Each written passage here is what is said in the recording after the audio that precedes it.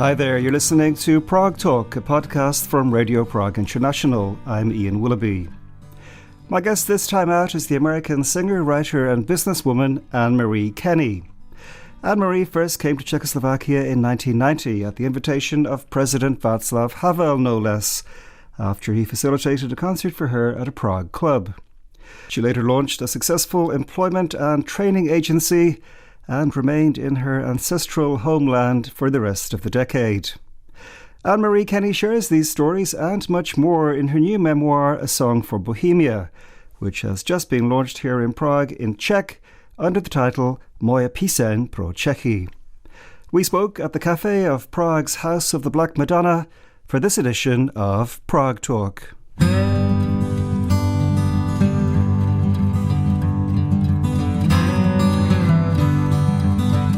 I'd first like to ask you about your background. You do have Czech roots. Yes, I do. On my mother's side, she's a Jandová, but it was her grandparents who came over in the 1800s, late 1800s, from Moravia. So was there any Czech at home in your household? There was some, but not a lot. Only a few words that are kind of funny, and I'm not sure I can repeat them on the radio. So you say one amusing thing in your book that your dad, who was Irish-American, hence your name, would use Czech phrases just for a laugh? My dad had a way with languages. I think during World War II he picked up French, he picked up Italian very well, and he used to say phrases like "Dej mi pusu, hezky holka," and things like that, and he would just, enjoy doing that and throwing people off guard. At the turn of the 90s, you were living in France, where you were working as a singer, singing in clubs. At that point, Václav Havel was quite recently installed as president. You got in touch with Havel. Can you please tell us that story? We were living in Paris first, moved there in 1983 and for 5 years, and then we moved to Nice. And we were there during the Velvet Revolution, during, this whole domino effect when first the Berlin Wall, and watching on television countries one after the other having their revolutions. And when I saw the people in Wenceslas Square, because I am Czech, half Czech, I was just particularly delighted. That was even when Havel hadn't been installed yet. But then after a few days, and we found out he was the president, and we had read some of his work in the International Herald Tribune. I had never been to the Czechoslovakia. And then I wrote just spontaneously. I went to my piano, but then I am a singer and an artist, and that's kind of what I do if I want to really react in an artistic way. And I wrote a poem to the music of Jacques Brel's When We Only Have Love, da-da-da-da-da-da, quand on n'a que l'amour, but totally new words that fit this. And yes, I put them in an envelope, sent it to the Hradčany Castle, never thinking I'd get a response, and I did. That's kind of amazing to me. Havel had the eyes of the world on him. He was this kind of almost rock star president at this time of incredible change, and still somehow you got mail back from him. I couldn't believe it. I didn't expect it. It was a gift, pure gift. I got mail back from Prague Concert. The director of it was Ivo Letov at the time, and he said, "Thank you so much on behalf of President Havel. He read your poem, was very moved by it, and would like to invite you to come and sing at our club, the Reduta Club, at the time of your convenience. Give me a call," and sent me the phone number. That really is an amazing story. Reduta, of course, is a famous Prague jazz club with a long history even at that point. You played 2 shows at the Reduta. What are your memories of performing there? It was in October 1990. The house was full, wafts of cigarette smoke all over the place, and anybody who's been there knows it's a pretty small room, and those were the days almost everyone was smoking. But the audience was so receptive. As a singer, kind of like a writer, you're singing, you're standing up there and singing, and you have to kind of feel the vibes because you don't know. No one's saying, hey, this is good, we like it. Sure, the applause will tell you some of that, but you can just feel this vibe in that place. And I felt like we were delivering something people wanted. And yes, the applause was great. I met so many nice people, journalists, other artists, diplomats, afterwards coming backstage, thanking me. And many of those people are still my lifelong friends. What impression did Prague make on you in those days, less than a year after the revolution? I was pretty bowled away. I had been living in France, mind you. Now, I'm a Midwesterner in the United States, so medium-sized city, not New York City or anything like that. But we'd lived in Paris, we had lived in Nice, and then here I am in Prague. The beauty of the city was absolutely stunning. Yes, I loved Paris, which is majestic, but Prague is like a little jewel and mystical. And when we first drove in, seeing that castle at night, and we were so tired, but we were mesmerized by that. I was taken also by the people, and as I say, after our concerts, I met wonderful, wonderful people. The following year you started living here in Prague and you started a company doing office services. What kind of things were you doing? It was such a pivotal moment. I was so taken by this city and the people. I knew I wanted to live here. Now, I had to talk my husband into that, and I also had to come back another time to make sure I really wanted to. And I ended up coming back several times after the concerts to see what could I do here. Sing? Maybe not. The arts weren't subsidized anymore like they would have been maybe in the past. And my artist friends, musician friends were also saying, we're even having trouble finding jobs now. But the business scene was amazing and eclectic. And I had been a secretary in my life, but way, way back when. And I thought I would start a secretarial service for visiting business people. It ended up being an employment agency once we got into it. But that's what we started to do. You also did, I guess, an amazing service for Prague in that you translated menus in restaurants, which was a new thing then. It really was. You would go to all these restaurants and say, Mate, jedalný lístek, angličtina and this and that. And they would go, no, nay. And I thought, I also thought it would be a quick way to make money since I was establishing a business and we couldn't legitimately invoice right away, but we would soon. And it was something I could do while I was getting our name out there for what we really planned to do, which was be a phone fax mailing address for visiting business people, but also provide secretarial services. Yes, so we did some menu translations, but very quickly we got a call. Johnson & Johnson called, but my secretary, of course, they didn't know any of these international companies. She comes into my office and said, someone named Mr. Johnson is on the phone. I said, hand me that phone. And I answered it. It was the director, the new company manager for Johnson & Johnson. And he said, listen, we need secretarial services, all right, but we want a secretary in our office. Do you have anyone? And I said, may I call you back in 10 minutes? And I hung up, looked at my secretary and said, would you go over and be his secretary for just 2 days? It's called temporary staffing. She had never heard of it. No one had heard of that. And she went over, and then within 2 days I got her back and found some other people, and we became a staffing company. To digress slightly for a second, there's one thing in the book that surprised me, which was in 92, when you were heading here for the split of Czechoslovakia, that you and your friends were concerned that something bad could happen here, that there could be some chaos. You had taken measures, like, for example, you had foreign currencies, your gas tank was full. What exactly were you afraid of? We were looking at what was going on in Yugoslavia. We knew it was far away. We knew it was a different country, of course. And then it came the time when they were talking about Slovakia wanting to split. Just in case, we weren't sure. So we thought it would be wise to have a backup plan. I say we. My friends especially were talking about it with me. Mari Novak and Steve Kelly, who had a similar not a similar company, but they were doing training and consulting. So we just said, let's just have a backup plan. And we did. Where would we meet if we had to? Those were the days before cell phones and, email. Of course, we were registered with the American Embassy. But my thought was, well, how would they contact? I think there were about 2,000 Americans here at the time. I hope someone will correct me if I'm wrong about that. And how would they contact us all?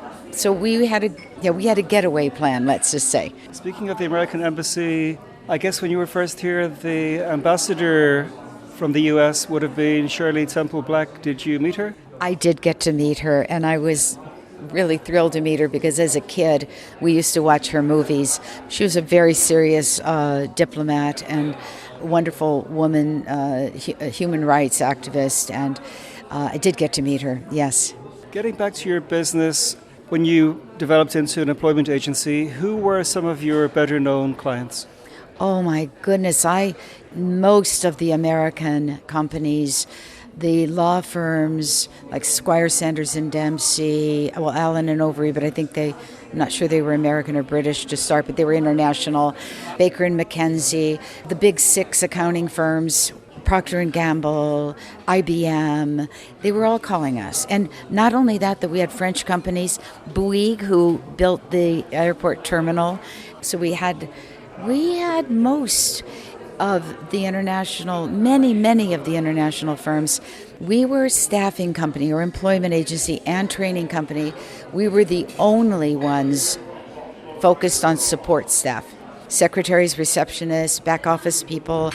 Every other employment agency did not want to focus so narrowly. You say also that some of these international firms were reluctant to hire people who they felt could be kind of tainted by being part of the previous system or working for state agencies. That was a sticky situation because these company managers who came, they were saying things like, send me someone who, does not have any bad habits, who has never worked for a state company because their business ethics are not the same as what we want. But that's exactly why we did training, to let the Czechs know what's expected in an international company. And I do hope we never talk down to anyone. It was more like information. Here's what to expect if you want to work for an international company, and here's what they're going to expect of you. But I would have to sort of train these managers that we're not going to discriminate. If somebody came and they had worked at a state agency, great, they can be our candidate. We used to actually get people talking, I thought they were making sexist comments. That happened pretty often. Send me someone, sorry to say this, but good looking. One guy said, nice legs. I said, excuse me. And they would say, hey, don't give me any of that American cultural correctness. And I said, this isn't American cultural correctness. This is me telling you the Czech labor code is against this. But I would still keep them as clients because that's our job to train. And hopefully we trained them too. Prague in the 90s is known for this influx of a lot of young people. Many of them, I guess, were quite fresh out of university. They say tens of thousands. You were a bit older, you were working in business, you were having a kind of serious life. They were hanging out on the globe, writing poetry or whatever. How did you view all those young people here? Oh, I thought they were great. I mean, I kind of wished I were one of them. And sometimes I think a lot of the younger ones, I was about 39 when I first came here. I think that some of the younger ones who came, I say younger, probably fresh out of college, came to teach English, and that was something they could do. No, I thought that was great. I thought it was a much needed service, actually.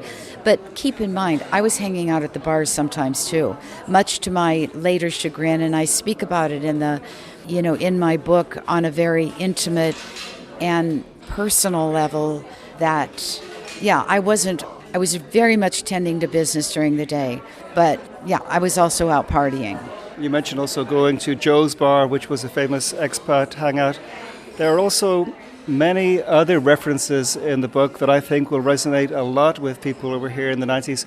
Even for me, hearing the name of the shop, Fruit de France, the shop opposite the main post office, where they had like strawberries in winter. That was a real kind of throwback to those days. Oh, I so enjoyed being able to make pesto. Mind you, I had just come from Nice, where you could get, your basil and your tomatoes any time of year.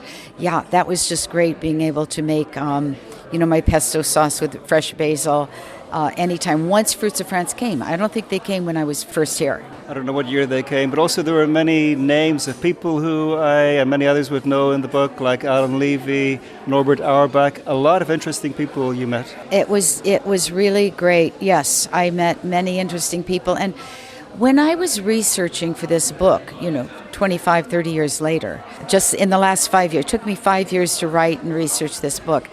I was meeting people then, too.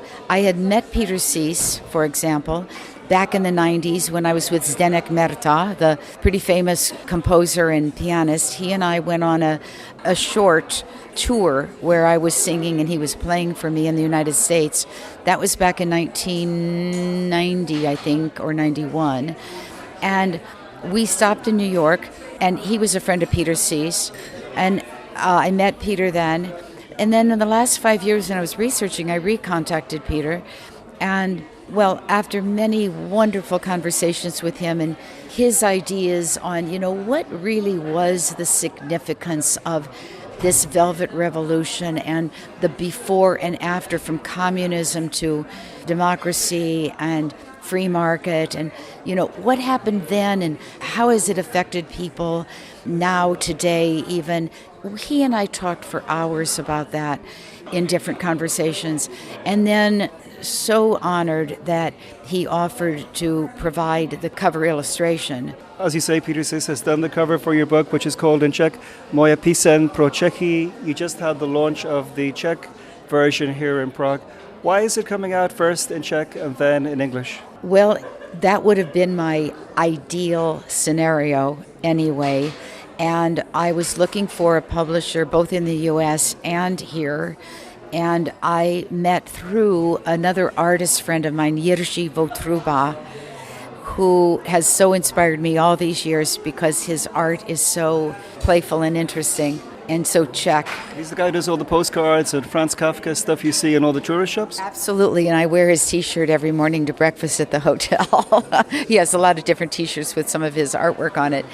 And he introduced me to Martin Vopienka with Nakladatelství Prague. And at first Martin read my manuscript and said, I'd be interested in it if you make a few changes. He had some ideas for change. And I said, no problem at all. It really wasn't any major change in my writing, but kind of moving things around. So because he stepped up and said, yes, I will publish your book, it came out in Czech first, which I'm very happy about. The English version, I'm doing a form of self-publishing for the English version, and it should be out on Amazon and Barnes & Noble and most distributors around the end of November. Just to kind of complete your Prague story, at the end of the 1990s, you sold your business and went back to the States. But I'm curious, today, Prague obviously has changed enormously since you first arrived here late in 1990. How does it feel being here now? A bit surreal. I do come back often, so it isn't that I just, have been only in the States or this whole last 20-some years. I come back often. I keep my friendships. How does it feel? The mood has changed naturally. Of course, the 90s was an extremely special time, full of hope, new possibilities. We know what's going on in the world now. We have a war here in Europe. And people's mood, I think some of it has stayed hopeful, but others has become very, very cynical. It was back then too, even in the 90s, but not like it is now. And I think that cynicism is, excuse me for saying this, anyone who kind of feels that way, but is a lazy way out. It's a way of giving up, and democracy is something to work for.